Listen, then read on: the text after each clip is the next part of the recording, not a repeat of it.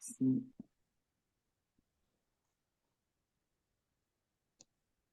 Allez, on est bon, ben c'est parti. Ben, bonsoir à tous, on est près de 255 personnes pour cette nouvelle opération de terrain qui va traiter des souffrances psychiques. Donc, merci à tous de nous avoir rejoints, de vous être connectés pour cette nouvelle soirée. Donc, on va être quatre à animer. Donc, ben, moi, je suis Alexandre. Il y aura Julien qui, comme d'habitude, vous gère les questions-réponses. Il y aura, ben, il y a Daniel Méran qui est avec nous aussi également. Il y a Sabrina qui gère aussi un petit peu l'administratif de vos questions-réponses. Et puis l'intervenante principale, du coup, ça sera Rosine. Je vais te laisser te présenter, du coup, Rosine, si tu veux bien. Bonsoir à tous. Je suis Rosine Duhamel, psychologue et responsable du programme Santé mentale et soutien psychosocial. Et je vous prie de m'excuser, nous avons rencontré un gros problème technique, si bien que je n'ai pas accès à la vidéo. Et c'est Alexandre qui fera défiler le diaporama de la présentation de ce soir. Parfait, merci Rosine. Allez, du coup, je vous rappelle juste les petites fonctionnalités. Vous pouvez éventuellement utiliser les sous-titres en cliquant sur le petit bouton CC sur votre, en bas dans le menu de la barre Zoom. Vous pouvez interagir avec nous puisque du coup les micros et les caméras sont coupés pour vous. Vous pouvez interagir via l'onglet questions-réponses, donc la petite icône avec les deux bulles et le Q et le R. Qui est en bas de la barre d'interaction du menu Zoom pour poser vos questions. Julien et Sabrina notent tout ça avec attention et puis on y répondra en fin d'intervention. Et puis, comme d'habitude, il y aura des petits quiz en cours de route pour dynamiser un petit peu, puis pour interagir avec vous. Donc, merci encore à tous pour votre présence. Je vous rappelle que l'opération terrain, c'est votre rendez-vous, c'est le rendez-vous interassociatif. Donc, on remercie les bénévoles de la FF2S, de la Croix-Blanche, de l'UNAS, de l'Ordre de Malte et de la Croix-Rouge française. Donc, bienvenue à tous. Et l'idée, c'est de revoir les bases et approfondir ses connaissances théoriques et pratiques. Et surtout pour ne plus dire si j'avais su. Donc, on est là pour cette nouvelle opération terrain. Euh, eh bien, c'est parti. Du coup, Rosine, je te donne la main et Très bien. j'avance à ton rythme. Eh bien, merci beaucoup. Alors, en effet, ce soir, le sujet, ce sont les souffrances psychiques. C'est un très vaste sujet et j'ai choisi de vous parler de euh, quelques crises auxquelles, d'après ce que j'ai compris, dans vos opérations de secours, vous avez à prendre en charge. Et avant de parler des souffrances psychiques, on va peut-être faire un petit quiz autour de la santé mentale et des troubles psychiques un peu plus largement. Donc Alexandre, tu peux envoyer le premier sondage pour introduire la thématique de ce soir. Voilà, donc normalement, ça s'affiche sur votre écran. Donc l'idée, c'est comment allez-vous? Bien, très bien. Hâte que la visio démarre. Donc on attend une petite trentaine de secondes. 294 participants. On en est déjà à 220 réponses. 235. Bon, c'est pas mal. On est au top. Allez, on clôture 30 secondes, on clôture. Voici les résultats. Du coup, 39% très bien, 38% bien et 23% hâte que la visio démarre. Alors, moi j'avais pensé à une autre question. Oui, c'était pas celle-là.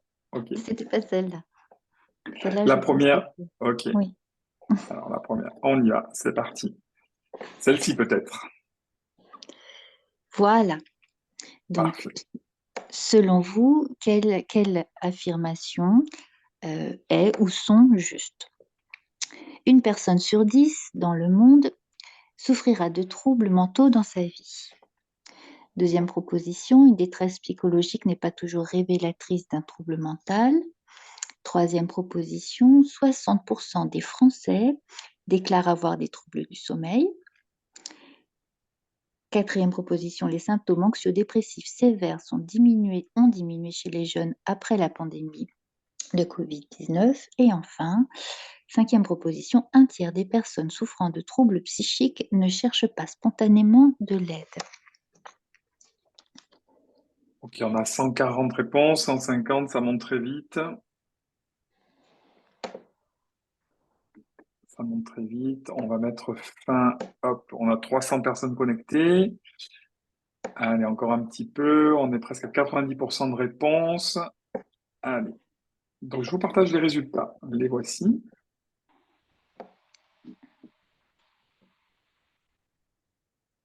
Ok. Alors, prenons-les l'une après l'autre, les unes après les autres. La première, une personne sur 10 dans le monde souffrira de troubles mentaux. C'est faux parce qu'en fait, c'est plus que ça. Selon l'OMS, c'est une personne sur 5 qui, dans sa vie, souffrira de troubles mentaux. Et en France, c'est près de 3 millions de personnes qui souffrent de troubles mentaux plus ou moins sévères. Et ça, ce sont les chiffres de Santé publique France. La deuxième proposition, eh bien oui, c'est vrai.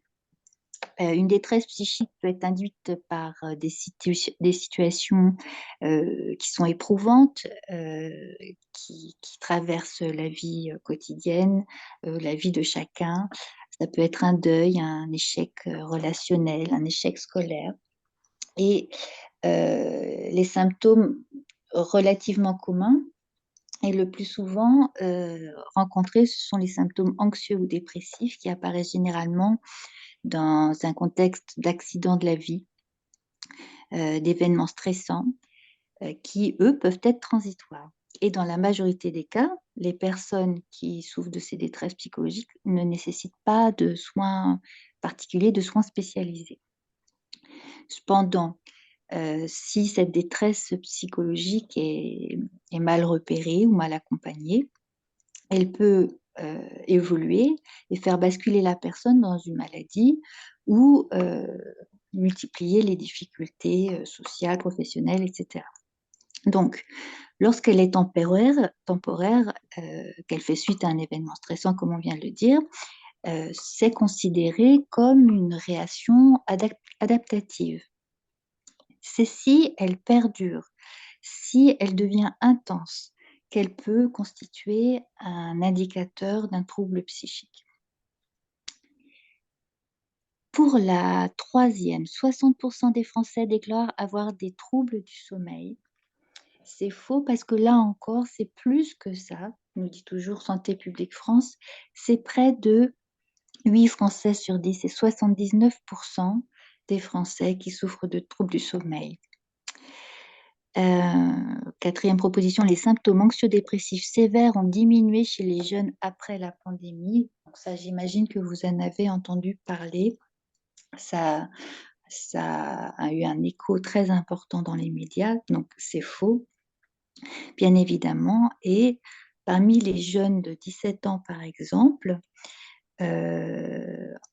en 2022, ils étaient 9,5% concernés par des symptômes anxio-dépressifs, alors qu'en 2017, ils étaient moins de 5%, 4,5%. Et plus lourd encore, les pensées suicidaires, c'était 18% en 2022 contre 11% en 2017. Donc ce sont des chiffres qui, qui se stabilisent et on espère que petit à petit, ça va se réduire, mais rien n'est gagné pour le moment.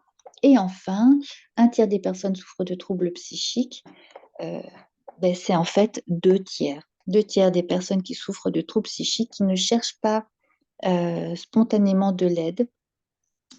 Et il y en a même 42% qui ne disent rien à leur famille. Il faut savoir que la santé mentale et plus exactement les troubles psy, pour ne pas faire de confusion entre les deux, fait l'objet d'une stigmatisation qui est assez importante et qui ne se limite pas aux personnes qui souffrent elles-mêmes de troubles, mais elle touche également leurs proches et parfois même les soignants qui les accompagnent. Voilà, donc une fois qu'on a dit ces points pour introduire notre sujet sur la santé mentale et les souffrances psychiques, Je sais que vous avez tous une sensibilisation à des niveaux de connaissances différents, donc vraiment on revient sur la base. Et la base, c'est la définition de la santé et on voit que c'est un état de complet bien-être physique, mental et social qui ne consiste pas seulement en une absence de maladie et d'infirmité. Donc c'est important de le rappeler parce que la santé mentale, c'est une composante à part entière, essentielle de la santé, qui représente bien plus que l'absence de troubles ou de handicaps mentaux. Donc la santé mentale, il ne faut pas la réduire aux troubles psychiques ou à la souffrance psychique.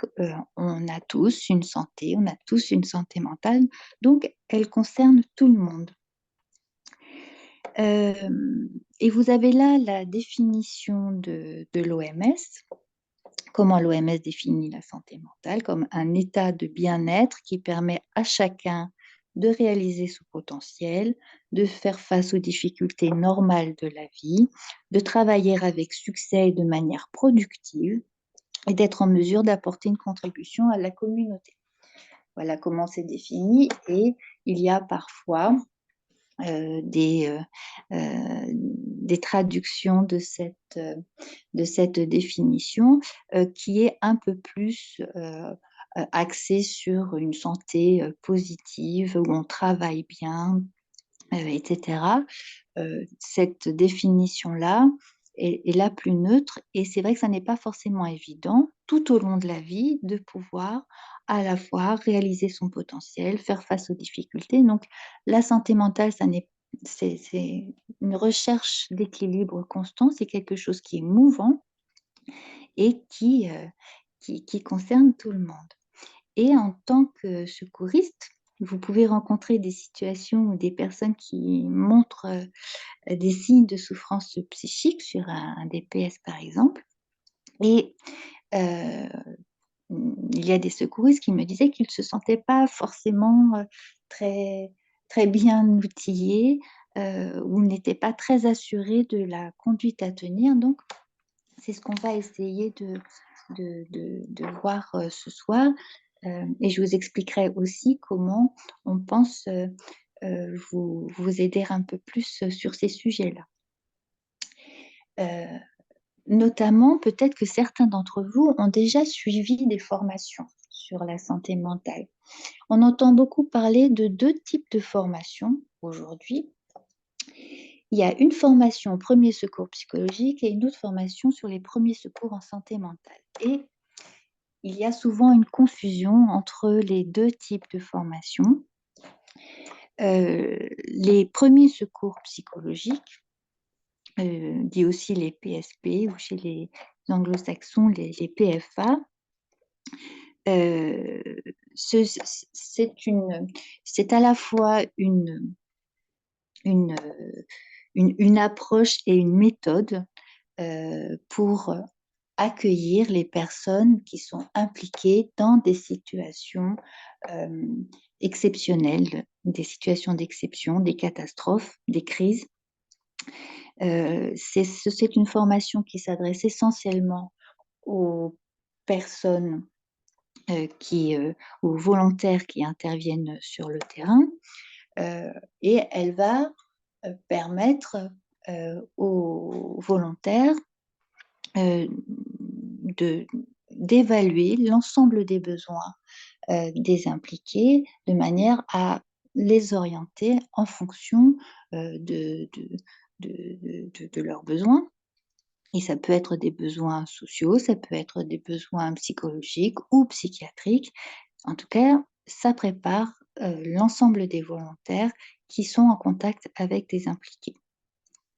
On parle de premier secours psychologique de plus en plus aujourd'hui euh, pour désigner ce qu'on appelait jusque-là le soutien psychosocial. Il y a une sorte de glissement sémantique. Et finalement, les PSP sortent un peu de la situation d'exception et ça devient des PSP au quotidien, peu importe finalement le nom. Il faut savoir ce que l'on fait surtout et c'est de ça qu'on va essayer, c'est de ça qu'on va parler ce soir. Les premiers secours en santé mentale, eux, c'est une formation qui s'adresse plus largement à tout citoyen et c'est une formation qui va proposer de déconstruire des représentations, des a priori sur la santé mentale et les troubles psychiques et qui va préparer toute personne à accueillir différentes expressions de la souffrance psychique et notamment les questions de l'anxiété, de l'angoisse, de l'état dépressif, des addictions, du délire. Et ça va permettre non seulement à des personnes qui ont un proche dans leur entourage familial, professionnel ou amical, d'être mieux outillés, mais ça forme aussi des professionnels ou des soignants qui ne sont pas forcément formés initialement sur ces sujets. De mon côté, j'ai choisi de revenir sur 4 situations qui me semblent être relativement fréquentes sur les DPS, par exemple, donc qui peuvent être aussi redoutées parce que les secouristes ne se sentent pas suffisamment préparés, parce qu'ils ne savent pas toujours trop quoi dire ou quoi faire. Ces thématiques sont l'agressivité, l'alcool et les drogues, les crises d'angoisse. Voilà, je vais parler de ça ce soir. L'objectif ici, ça n'est pas de reprendre, de faire un développement important sur chacune d'entre elles. Et si ça vous intéresse, ça pourra éventuellement être l'objet d'un autre webinaire. Si vous voulez qu'on développe les addictions, ben, j'approfondirai ce sujet-là. Ici, c'est plutôt de voir comment intervenir dans des situations de crise. Quand il y a une personne qui est agressive, quand une personne est en état d'ébriété, une autre sous des effets de stupéfiants, comment intervenir, que dire, que faire, quelle posture adopter pour être aidant pour la personne que l'on accueille. Donc, nous allons commencer en douceur peut-être avec l'agressivité et avant de commencer, un nouveau petit quiz. Alexandre. Allez, je le lance, c'est parti. Merci. Le voilà. Selon vous, toujours la même chose, quelles affirmations est ou sont justes? La grande majorité des personnes souffrant de troubles psychiques représentent un danger pour autrui. Le risque d'agressivité est accru chez les personnes ayant consommé de l'alcool ou des drogues. Il faut savoir s'imposer, argumenter et être directif avec une personne qui exprime de l'agressivité. Et si une personne est agressive, c'est qu'elle veut nuire à quelqu'un. Parfait. Alors, on est 332 connectés. On a 140, 180 réponses. On attend un petit peu. Vous êtes déjà 60% à avoir participé. Allez, encore une petite dizaine de secondes. 70%. 70%. OK. Il y a une réponse qui se dégage Oui. nettement. Allez, on met fin au sondage. Je vous propose d'afficher les résultats. Donc, 97% sur le risque d'agressivité est accru chez les personnes ayant consommé de l'alcool ou des drogues. Eh bien oui, tout à fait. On va le voir même après quand on parlera de l'alcool et des drogues. Le risque d'agressivité est plus important que chez d'autres personnes. Concernant la première proposition, bien sûr, c'est faux. C'est même une petite portion de la violence au sein de la société qui est due aux troubles psychiques. C'est moins de 1 cas sur 10. Donc, ça fait partie de ces représentations que l'on peut avoir. On peut avoir peur des personnes qui ont des troubles psy parce qu'on les pense dangereuses, violentes ou agressives, ce qui n'est pas toujours le cas. La troisième, où on propose de s'imposer, alors il y a presque un tiers des participants qui pensaient que c'était peut-être une bonne proposition. En fait, l'attitude avec une personne agressive doit être calme, douce, mais assuré, c'est vrai. On doit éviter les attitudes ou les comportements qui peuvent être interprétés comme de la domination ou de la provocation. Et si on est un peu trop directif, si on cherche à s'imposer, ça risque d'accroître l'agressivité parce que ça peut être mal interprété. Mais on le verra après. Et enfin, quatrième proposition, euh, vous êtes tous d'accord pour dire que c'est faux. Et nous le verrons, l'agressivité peut être l'expression d'états ou de sentiments très différents et elle n'est pas toujours dirigée vers quelqu'un. Et aussi, je vous dirai un mot sur la différence entre l'agressivité et une agression. Alors, pour revenir sur euh, les points importants à retenir sur l'agressivité, donc lorsqu'on a affaire à une personne agressive, nous sommes souvent, on se sent souvent démunis, on est même parfois effrayé, parce qu'on ne sait pas trop comment réagir devant un comportement qu'on peut vivre comme un risque d'attaque à l'intégrité physique ou psychique d'autres personnes ou de nous-mêmes. Et euh, il faut avoir en tête que cette perception que l'on peut avoir de ce qui est agressif ou même violent, c'est quelque chose qui est pourtant subjectif. Cette perception, elle est liée à notre culture, à nos croyances, à nos valeurs, à notre expérience personnelle. Et ce que l'on considère comme agressif ne l'est pas forcément pour d'autres personnes. Euh, des paroles, une manière de parler, un regard, des mouvements, ce sont vont prêter à interprétation et je pense à ce qui va pas se passer cet été avec les JOP et toutes ces nationalités qui vont être présentes. C'est un risque effectivement que de mal interpréter certains comportements, certains mots et ça peut générer des tensions parce que perçu comme de l'agressivité.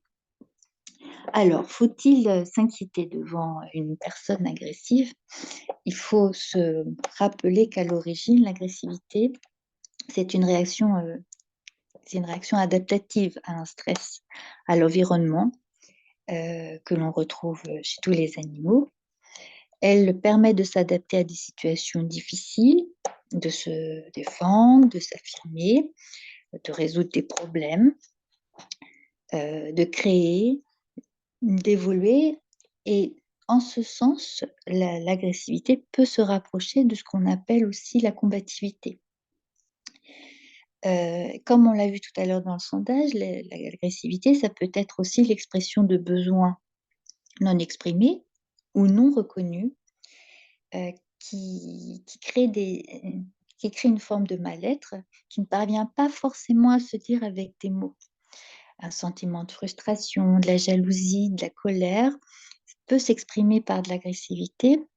Et souvent, les personnes qui ont un comportement agressif ont un besoin d'être reconnues, d'être entendues, d'être écoutées. Bon, il faut se dire aussi que tout le monde a connu ou connaît des moments d'agressivité et elles restent gérables tant qu'elles sont maîtrisées. Et on verra tout à l'heure à quel moment il faut s'inquiéter quand une personne est agressive. Mais avant ça, quelles sont les causes de l'agressivité?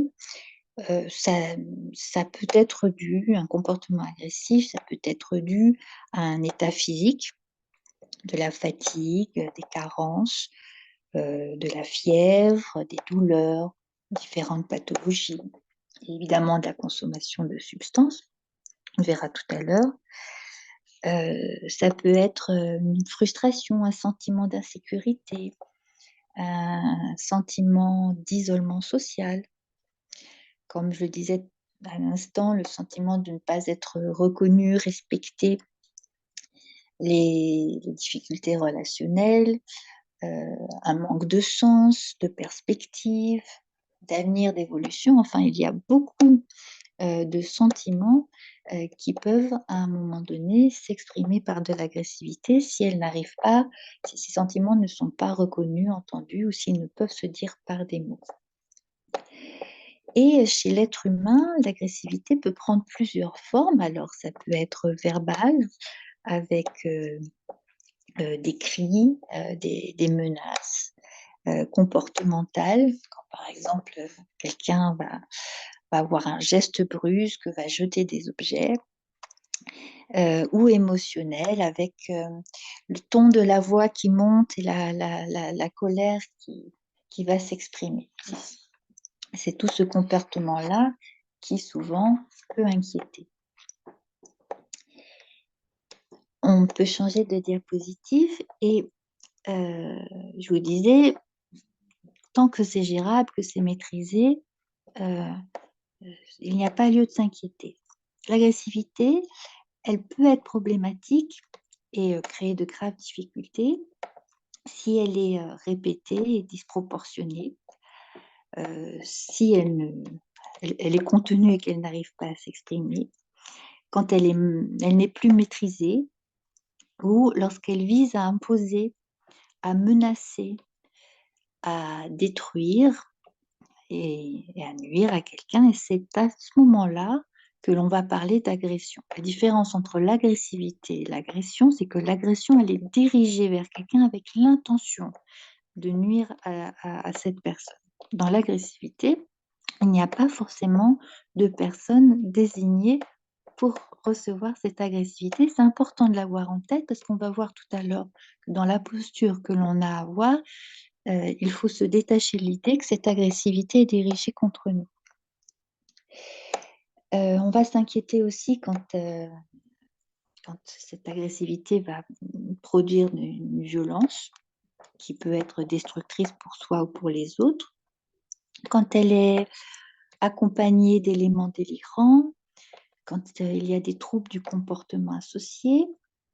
Pour résumer, lorsqu'elle empêche de fonctionner de manière sereine et en créant des difficultés dans la vie quotidienne. Donc, si on perçoit qu'une personne exprime cette agressivité, on va se rappeler qu'il est probable que nous ne soyons pas visés personnellement, hein, mais nous sommes à ce moment-là une personne présente au moment où l'agressivité s'exprime. Donc là, je vais vous donner quelques éléments de posture qui sont très importants d'avoir en tête parce que ce sont vraiment des éléments qui vont permettre de contenir éventuellement l'agressivité. On verra qu'il y a aussi la possibilité, si ça déborde, de faire appel à un recours médical. Mais là, dans un premier temps, il est important d'assurer en priorité notre sécurité, de rester calme et d'essayer d'apaiser la situation en ne répondant pas nous-mêmes de façon agressive ou provocatrice et en n'essayant pas non plus de sermonner la personne, en ne cherchant pas à argumenter, en ne cherchant pas à menacer, ce qui peut accroître son sentiment de peur, de colère, d'insécurité et qui peut la pousser à réagir par l'agressivité, en n'essayant pas de limiter les mouvements de la personne, en n'utilisant pas de formules telles que ne criez pas, parce que la forme négative peut la faire réagir de manière excessive, mais en proposant plutôt prenez le temps de vous expliquer calmement, donc en utilisant une forme affirmative. Et enfin, en évitant de donner des ordres, de prodiguer des conseils ou de faire la morale, de juger de manière générale. Ce sont des comportements qui vont attiser l'agressivité. En tout cas, le sentiment, ça ne va pas attiser l'agressivité, ça va attiser le sentiment de ne pas être reconnu, de ne pas être compris, et donc ça va accroître l'expression de l'agressivité. Donc on essaie de rester calme et d'éviter les mouvements brusques. On peut inviter la personne à s'asseoir, on l'invite, mais on respecte si elle ne le souhaite pas. on parle lentement et avec un ton bienveillant. C'est pas toujours évident si on n'est pas soi-même rassuré. Donc c'est pour ça que c'est bien toujours de rester en binôme si on se sent pas très en sécurité. Et on reste à l'écoute, notamment de ses émotions et de ce que la personne ressent. Donc, si vous voulez, on pourra revenir sur les éléments principaux de l'écoute. Là encore, je ne sais pas quelle formation vous avez suivie, mais si besoin, on pourra revenir là-dessus. Donc, il est nécessaire de rester attentif et de prendre toutes les menaces au sérieux quand même, de ne pas se mettre en danger et de rester à proximité d'une sortie. Si l'on a peur, il est indispensable de ne pas rester seul et même d'aller chercher de l'aide. Et si l'agressivité devient trop importante ou incontrôlable, à ce moment-là, il convient de s'éloigner et d'appeler une aide médicale avec les SAMU ou les pompiers.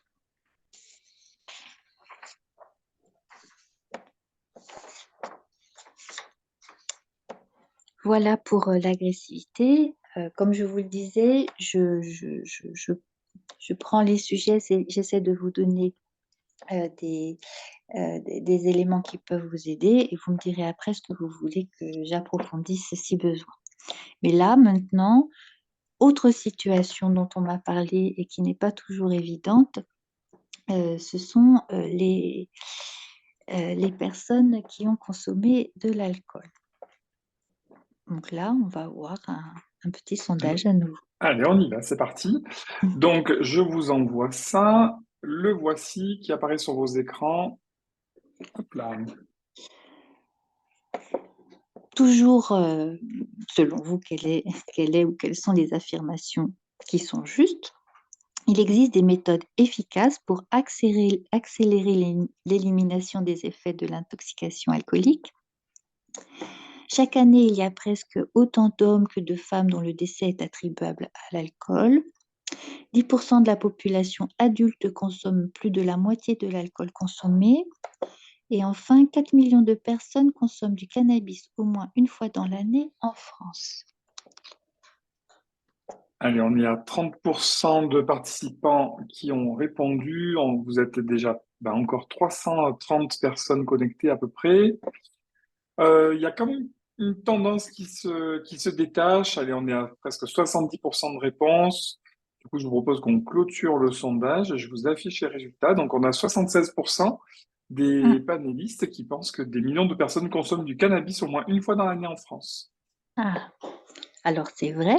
Et il y a même une autre proposition qui est juste. En fait, il y avait deux propositions justes. Donc, je garde le suspense. Sur la première, Pardon. effectivement, il y a des millions de personnes qui consomment du cannabis et en France, on compte 5 millions d'usagers de cannabis, c'est-à-dire des personnes qui ont consommé au moins une fois dans l'année, selon Santé publique France et l'OFDT. Donc parmi eux, il y en a environ 1,3 qui sont des consommateurs réguliers. C'est-à-dire régulier, c'est quand ils consomment plus de 10 fois par mois. Et 850 000 sont des consommateurs réguliers, quotidiens. Pardon. Parmi les drogues illégales, c'est la cocaïne qui arrive en seconde position avec environ 600 000 personnes qui consommeraient au moins une fois dans l'année. Les drogues de synthèse comme la MDMA ou l'ecstasy, elles compteraient 400 000 usagers. Et il y a une autre proposition qui était juste. Est-ce que c'était la première? Eh bien non, c'est faux. Seul le temps, alors les médecins me confirmeront pas, mais d'après ce que je sais, seul le temps permet l'élimination progressive des effets de l'alcool, une unité d'alcool par heure. Et souvent, il y a ces petits trucs, le café sans sucre, dormir, la marche ou les douches froides, mais ça n'accélère pas vraiment le dégrisement. Euh,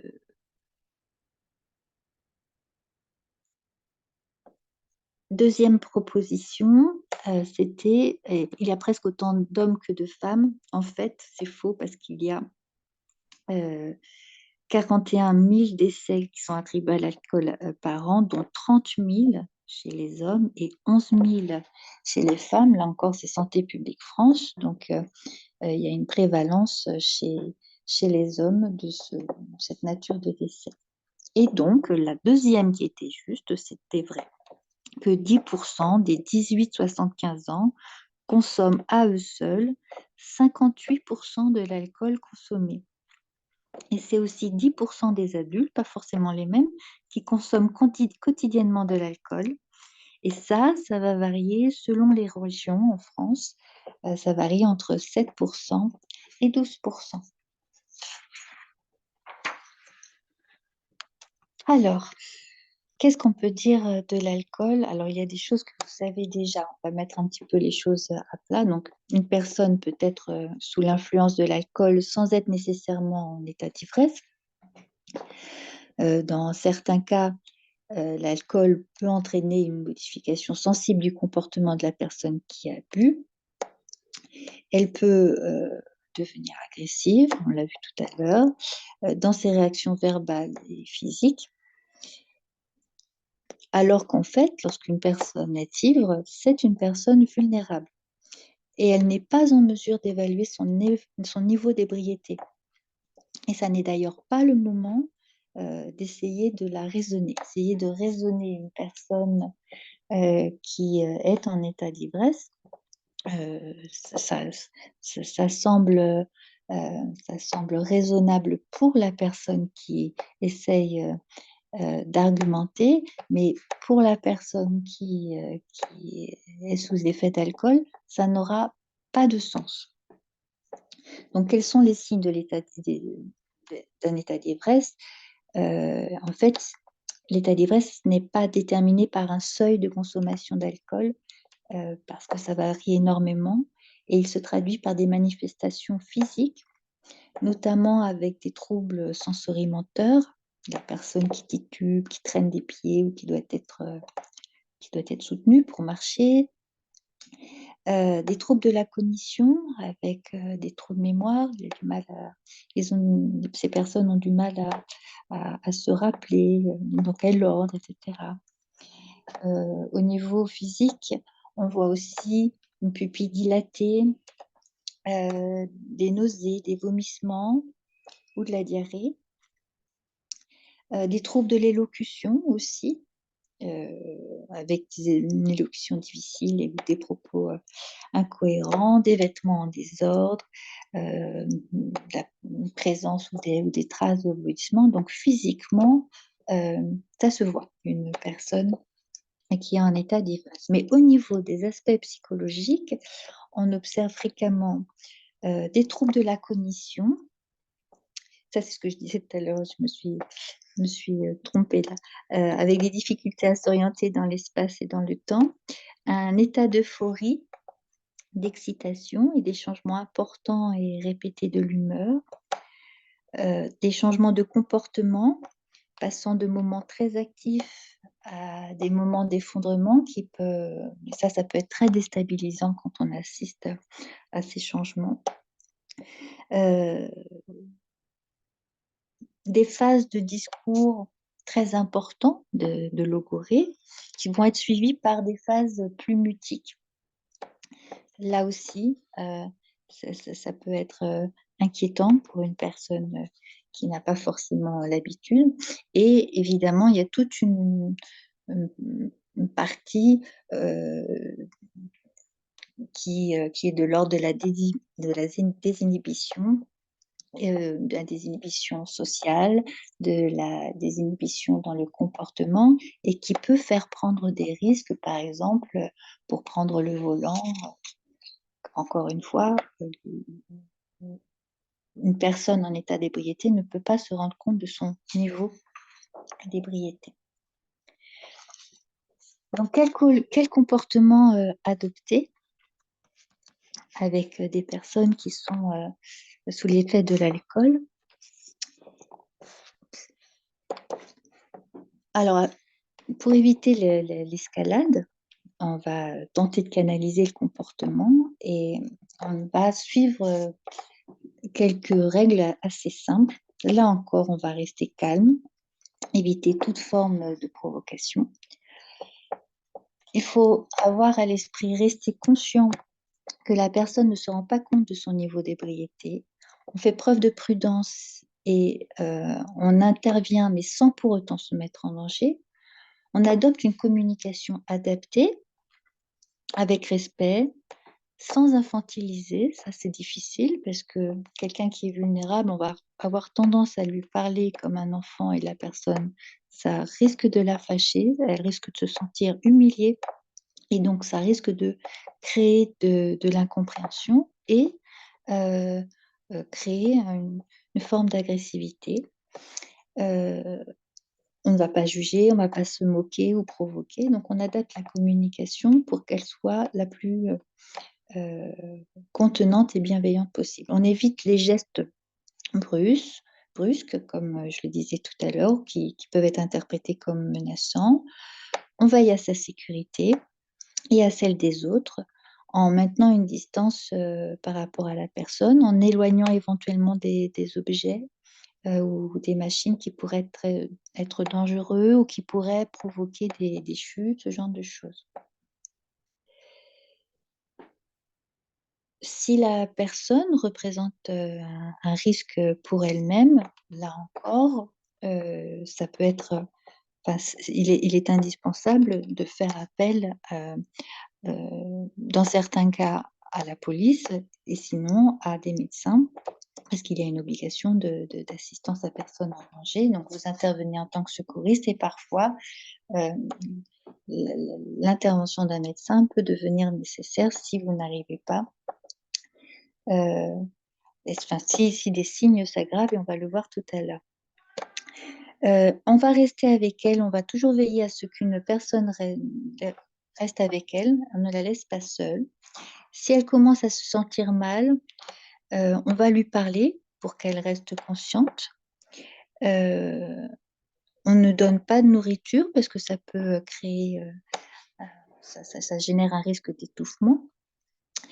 On la place en position assise si c'est possible, notamment si elle vomit. Et si elle s'est endormie, on la protège du froid, mais aussi de toutes sortes d'agressions potentielles, parce qu'encore une fois, elle est sans défense et vulnérable. On vérifie à intervalles réguliers qu'elle n'est pas consciente, qu'elle n'est pas inconsciente, pardon, et que vous pouvez la réveiller. On surveille les voies respiratoires et le pouls. Donc, petit rappel, hein, ce qu'on a vu tout à l'heure, c'est qu'il n'y a que le temps qui permet l'élimination progressive des effets de l'alcool. Et si vous tentez toutes sortes de méthodes de grand-mère, ben, ça peut occuper, mais ça n'est pas forcément efficace.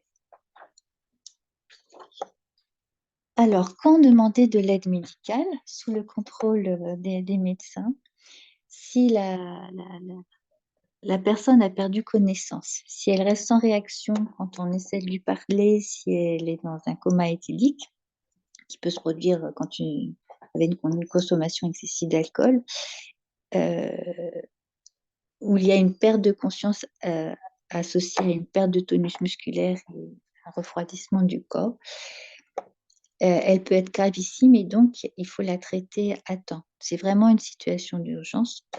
Donc il faut la mettre en position latérale de sécurité et appeler le médecin. Si la respiration est irrégulière, superficielle ou lente, si le pouls est irrégulier, si la peau a un aspect et une température inhabituels, si la personne ne cesse de vomir, si elle présente des signes d'un possible traumatisme crânien, si elle fait des crises convulsives, évidemment, tout ça, ce sont des indications pour appeler le médecin. Alors, petit rappel aussi, et pour faire le lien avec ce qui va venir après, il n'est pas rare que des personnes qui ont consommé de l'alcool aient également consommé des drogues.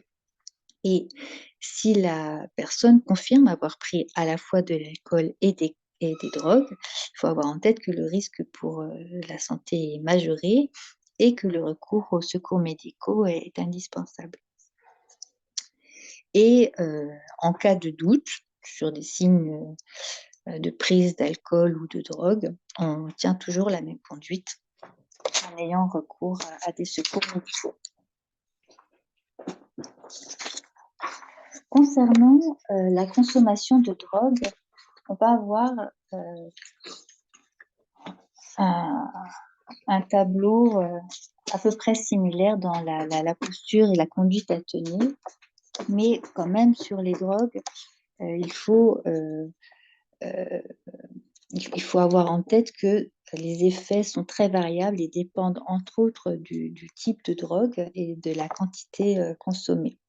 Donc certaines drogues vont avoir un effet stimulant, c'est le cas de la cocaïne, de l'amphétamine. Elle donne l'impression de déborder d'énergie, de confiance en soi. Et avec une intoxication plus aiguë, elles peuvent provoquer de la colère, de l'irritabilité, une accélération du rythme cardiaque, hypothermie, déshydratation, etc. Elles peuvent avoir un effet hallucinogène, c'est le cas des champignons du LSD qui produisent des hallucinations, comme son nom l'indique, et des idées délirantes qui peuvent faire peur.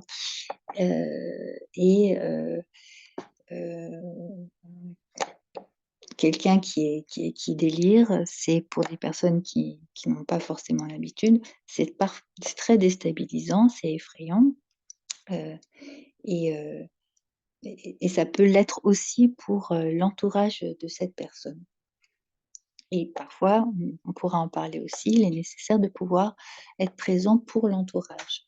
Il peut y avoir un effet dépresseur, c'est le cas du cannabis et des tranquillisants, qui provoquent un épuisement, un discours difficile, un ralentissement des réflexes, un ralentissement de manière générale et parfois une perte de connaissance, un effet sédatif, ça c'est le cas des opioïdes, avec un trouble de la conscience, de la vigilance, une perte de conscience notamment en cas d'overdose, compliquée d'une dépression respiratoire. Ça peut conduire là aussi à des complications et jusqu'à l'arrêt cardiaque.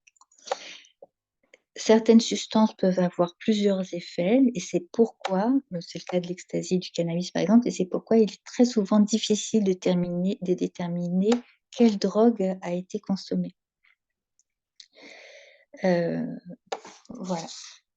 Donc là encore, la consommation de drogue modifiant le comportement de la personne, il n'est pas rare de pouvoir d'assister à des réactions agressives, qu'elles soient verbales ou physiques.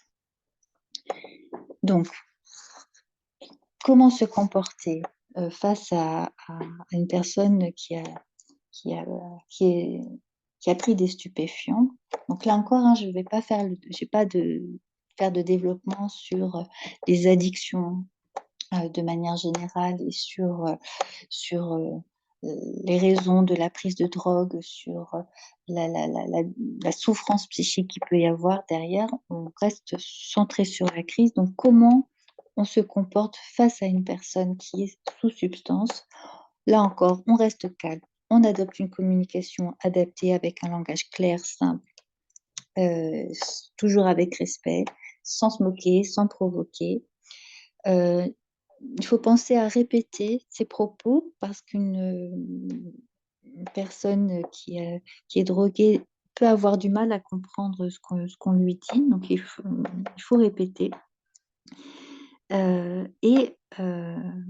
Il faut aussi, là aussi, comme pour la personne qui a bu de l'alcool, elle ne peut pas forcément percevoir les risques de certaines activités et elle peut se mettre en danger. Ça peut être aussi bien la conduite d'un véhicule que des relations sexuelles non protégées, ce genre de choses.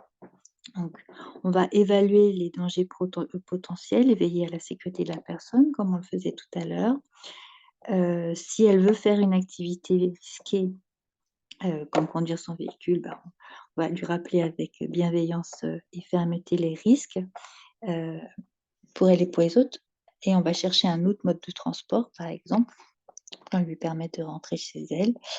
On va rester avec elle ou veiller à ce qu'elle ne reste pas seule. Et on cherche à voir si elle ne peut pas prévenir quelqu'un, si elle a une personne de son entourage qui peut rester avec elle. À quel moment on va demander une aide médicale? Quand la personne perd soudainement ou progressivement connaissance, quand elle ne peut plus être éveillée, quand là aussi sa respiration est irrégulière, superficielle ou lente, son pouls irrégulier. On retrouve les mêmes signes que ce que je disais tout à l'heure. Et là, elle présente présence d'hyperthémie, de déshydratation.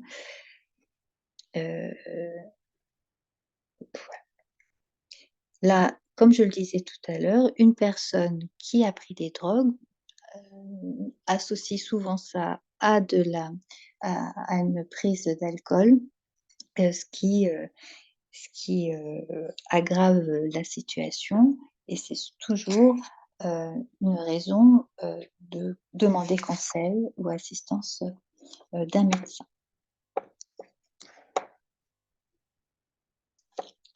On va pouvoir passer à l'autre sujet avec de nouvelles questions.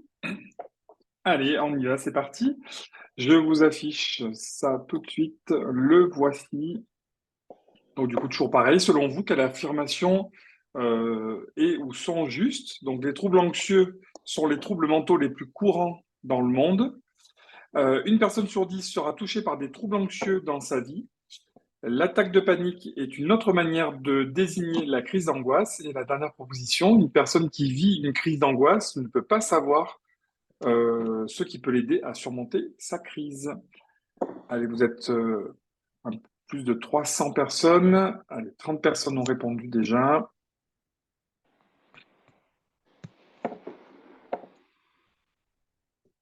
Allez, je vais clôturer dans 2 petites secondes. 65%, 70%. Allez, on met fin au sondage. Donc voilà, Rosie, je te partage les résultats. C'est C'est un assez peu partagé. mezzo-mezzo. Oui. Oui, c'est assez partagé. Alors, la première proposition. Les troubles anxieux sont des troubles mentaux les plus courants dans le monde, c'est vrai. En 2019, ça représentait 301 millions de personnes qui en étaient atteintes, toujours selon l'OMS. Une personne sur 10 sera touchée par des troubles anxieux dans sa vie. Eh bien, c'est faux, parce que c'est un peu plus. Les troubles anxieux touchent environ 15 à 20% de la population à un moment ou à un autre de leur vie. Et ça, c'est le site de ACPAM qui le dit, Amélie. L'attaque de panique est une autre manière de désigner la crise d'angoisse, oui. Crise d'angoisse, attaque de panique, c'est la même chose.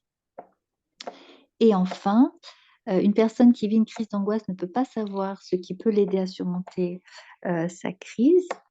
Mais c'est faux, et on verra que si la personne peut répondre, on peut lui demander si on peut l'aider et comment. Alors, qu'est-ce qu'on peut dire de la crise d'angoisse? Donc, elle est aussi appelée attaque de panique. Dans la littérature, vous pouvez avoir les deux dénominations.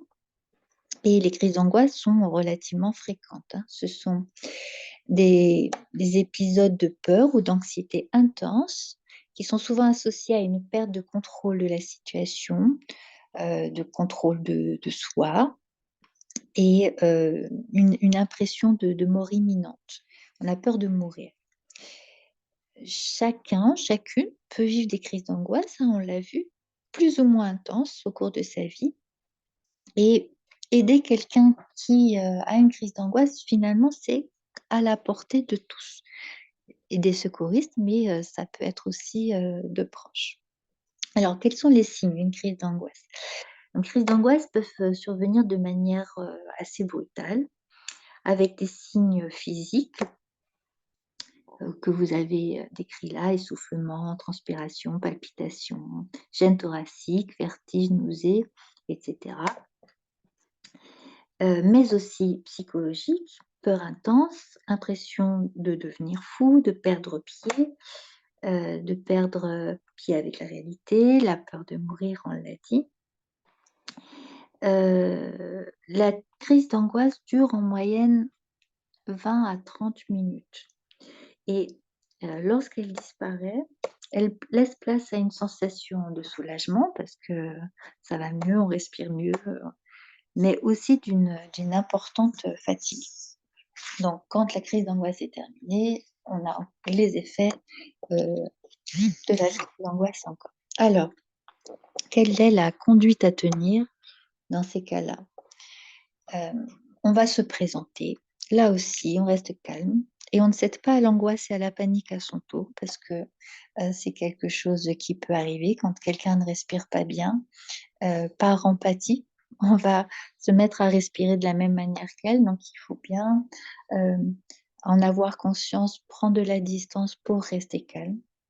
On reste à l'écoute de la personne sans porter de jugement, en adoptant un ton, une attitude calme, bienveillante, qualité de présence, heu, la qualité de présence, ça c'est très important, et votre écoute, est une aide en soi.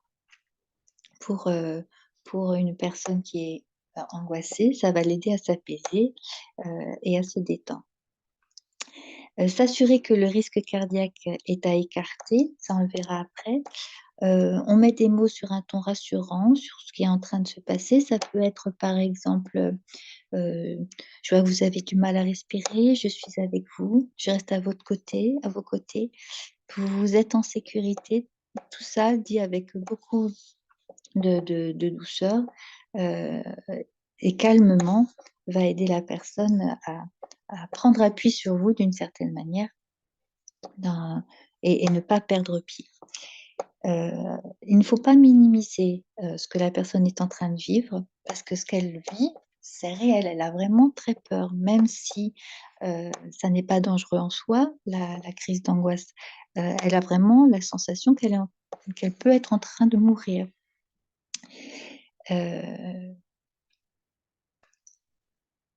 si la personne peut répondre, c'est ce que je vous disais tout à l'heure, on peut lui demander, si on peut l'aider et comment. Parce qu'il est probable, pas systématiquement, il est probable que cette personne ait déjà fait des crises d'angoisse et qu'elle sache quelle stratégie adopter pour se calmer et qu'on puisse, l'aider à mettre en place, ce qu'il faut pour se calmer. Donc c'est important de lui demander si elle en a déjà fait et si on peut l'aider d'une manière ou d'une autre et on si elle dit, «Oui, il faut juste que je reste au calme, et rester près de moi», bah, voilà, on va être très utile à ce moment-là en en suivant, ce qu'elle propose.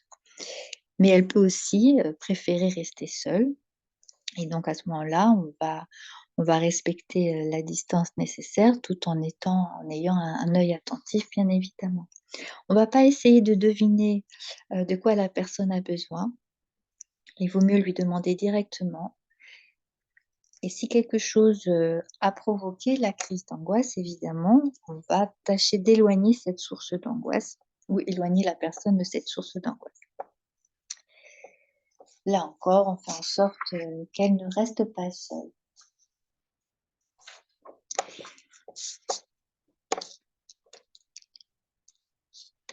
Il peut arriver que, la une personne, ait des symptômes et qui ressemblent à ceux d'une crise cardiaque ou d'autres problèmes médicaux. Donc, c'est dans ces cas-là qu'on va éventuellement faire une demande, d'aide médicale, donc c'est la diapo d'après la voilà. Si notamment si la personne n'a jamais connu d'attaque de panique et qu'elle ne sait pas ce qui lui arrive, heu, de toute façon, premier réflexe, quoi qu'il arrive, vous apportez les premiers secours physiques, mais après il faudra pouvoir, être à l'écoute. Mais il faut écarter ce risque-là en premier. Le bracelet ou le pendentif d'identification et là, ça va vous permettre de suivre les instructions, mais ça, vous devez connaître ça par cœur, j'imagine. Si elle perd connaissance, évidemment et là encore, on vérifie le pouls, la respiration et si la situation ne s'améliore pas et ça s'aggrave, là encore, on va demander l'aide médicale, mais ça, vous le savez déjà. Donc, pour résumer, euh, je voulais signaler aussi que tout ce que je vous dis là, ce sont des choses que vous pourrez retrouver dans les différentes méthodes dont je vous parlais tout à l'heure, les PSP, les PSSM. Tout ça est très inspiré de ce que vous pouvez trouver dans ces formations et c'est davantage développé. Et justement, pour résumer, c'est la diapo d'après, il y a des petites, des moyens mémotechniques pour se rappeler des actions à réaliser. Donc, pour les PSP, on va vous parler, pour ceux qui ont suivi la formation, rappelez-vous, on va vous parler des 3 L.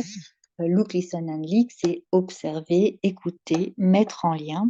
Ça vous donne une sorte de procédure à suivre pour intervenir de la manière la plus pertinente. Donc, on va observer si la personne est près d'un lieu avec des dangers pour elle et on va l'éloigner s'il y a besoin. On va l'observer, elle, on va observer ses signes, on va être à l'écoute et puis éventuellement, on va la mettre en lien, soit avec des services sociaux, avec des services médicaux, etc.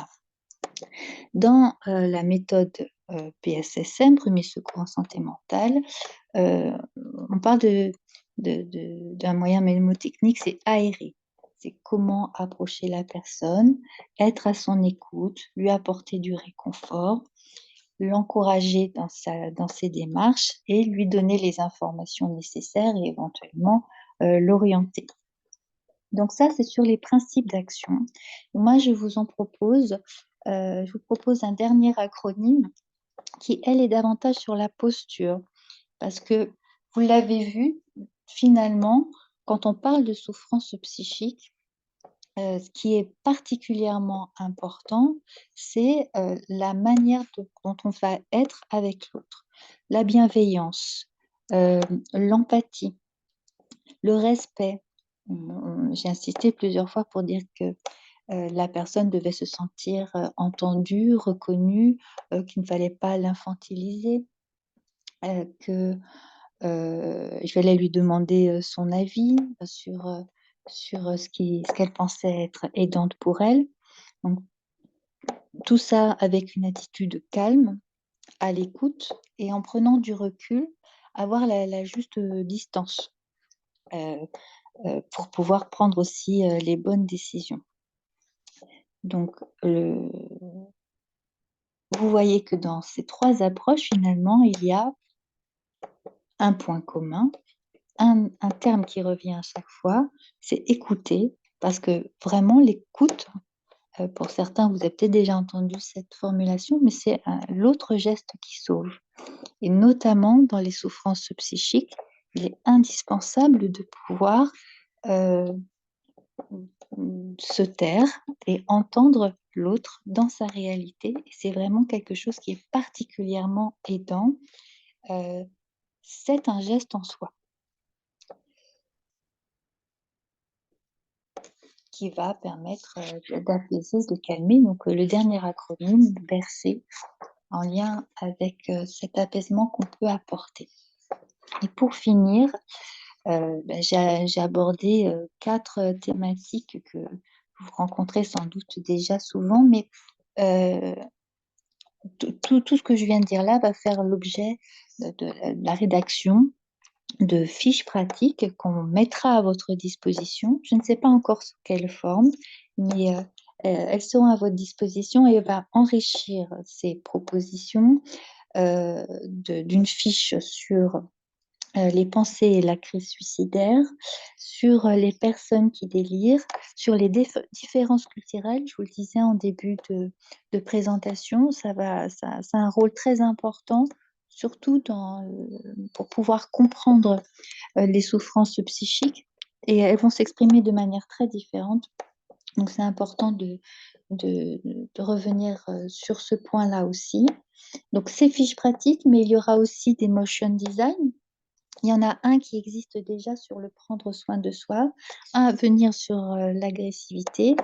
Et ça me permet de dire ou de rappeler combien il est important pour pouvoir s'occuper des autres, de prendre soin de soi. Alors, on n'a pas le temps ce soir et puis je ne voulais pas développer encore une fois ce sujet parce qu'on le fait assez souvent, mais c'est indispensable. Un secouriste doit prendre soin de lui avant de prendre soin des autres, en tout cas pour prendre soin des autres.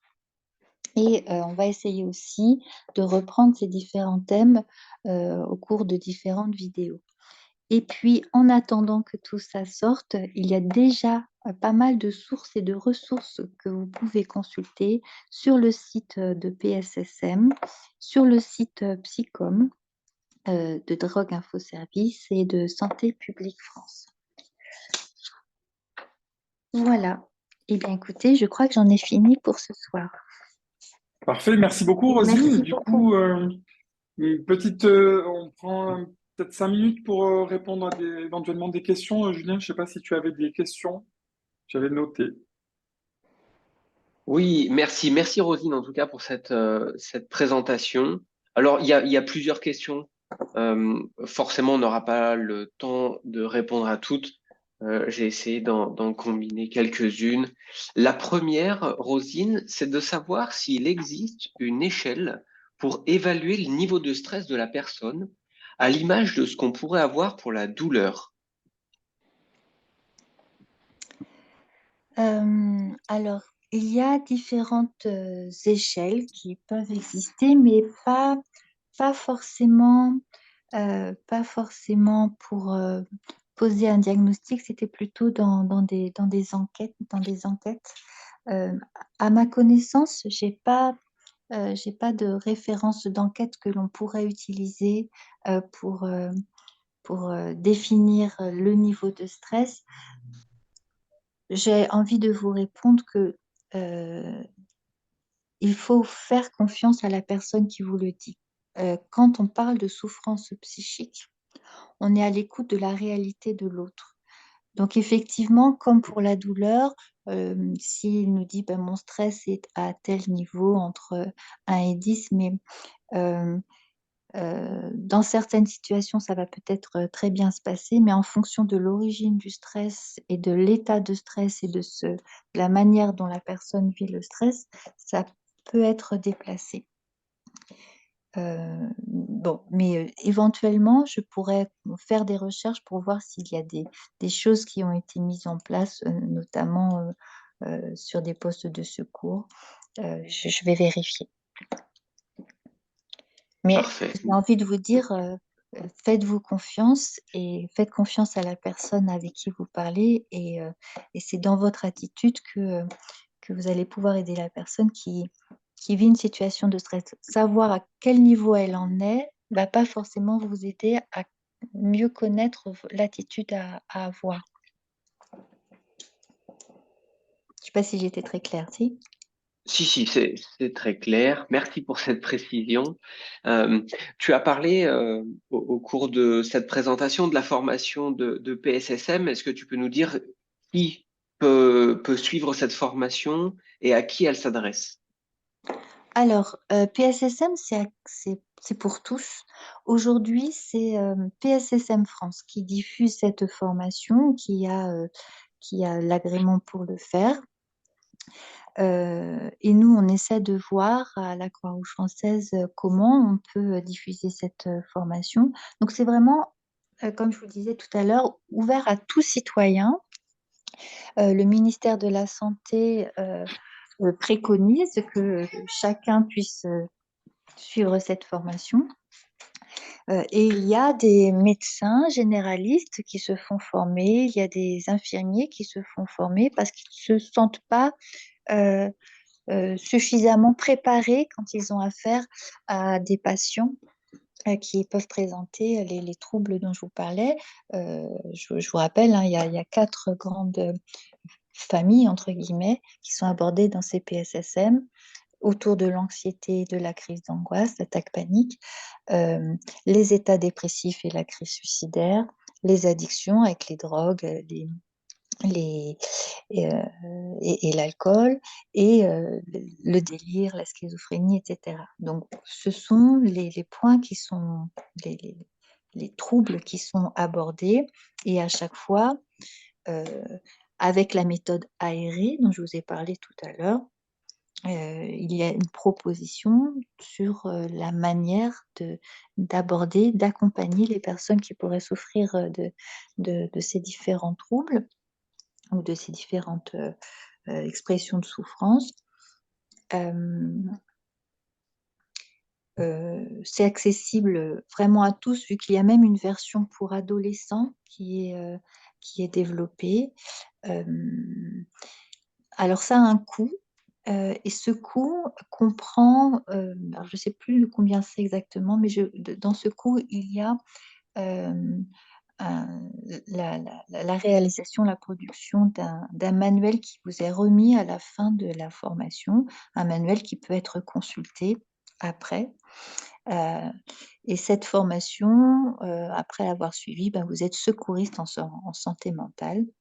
Et vous pouvez avoir accès d'ores et déjà, avant même d'avoir suivi la formation, à différents livrets auxquels je faisais référence tout à l'heure, à différents livrets sur ces différentes thématiques sur le site de PSSM France. Donc c'est très facile d'accès, et ça peut être déjà une bonne première approche pour enrichir ses connaissances. On a encore entendu parler de la forme, enfin du protocole 6C pour la prise en charge euh, d'un trouble psychique. Qu'en est-il De la prise en charge, pardon? du protocole 6C? Ah, je ne suis pas spécialiste du sujet. Euh, j'ai envie de dire, j'ai un a priori qui n'est pas forcément très bon, mais je préfère ne pas l'exposer parce que n'étant pas spécialiste de ce sujet, je préférerais l'approfondir avant de pouvoir apporter un argument solide. Très bien. Et du coup, la dernière question est de comment on peut aborder une personne qui ne parle pas du tout. Alors, le silence est aussi une expression. Euh, et, et comme toute expression, elle doit pouvoir se respecter, elle doit pouvoir être entendue. Donc, c'est vraiment dans l'attitude que l'on peut avoir. On va se montrer disponible. Une personne qui ne parle pas du tout, ça peut être le signe de plein de choses très différentes. Ça peut être une personne qui est sidérée, ça peut être une personne qui est mutique, ça peut être une personne qui préfère rester silencieuse. Bon, ça peut être un silence peut s'interpréter ou se comprendre plus exactement, ou s'entendre de manière très différente. C'est pourquoi euh, euh, on va aller vers cette personne, on va éventuellement se présenter, on va dire qu'on est là pour si la personne a besoin, il ne faut pas hésiter, et on va respecter son silence. Éventuellement, si on voit qu'elle est silencieuse et triste, on peut tenter, en gardant une certaine distance, de s'asseoir pas trop loin d'elle, pour qu'elle sente notre présence. Parce que la présence, c'est quelque chose qui est assez important. Et on va voir si elle se ferme, si elle se détourne, ou si c'est quelque chose qu'elle va accepter, peut-être même qu'elle va apprécier. À chaque fois, quand on intervient en santé mentale, euh, quand on agit d'une certaine manière dans notre posture, dans notre intervention, à chaque fois, on va s'adapter à la réaction de l'autre. Parce que ma présence, elle peut l'importuner comme elle peut l'être apaisante. Mais je vais toujours être à l'écoute de ce que cette personne va exprimer pour pouvoir adapter, ajuster mon attitude et ma posture.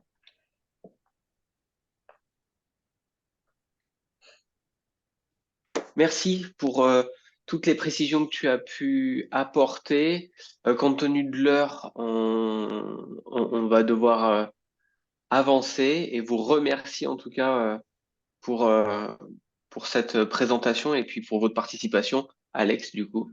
je te Oui, repasse. alors juste, merci beaucoup, merci pour cet échange questions-réponses, Rosine et Julien.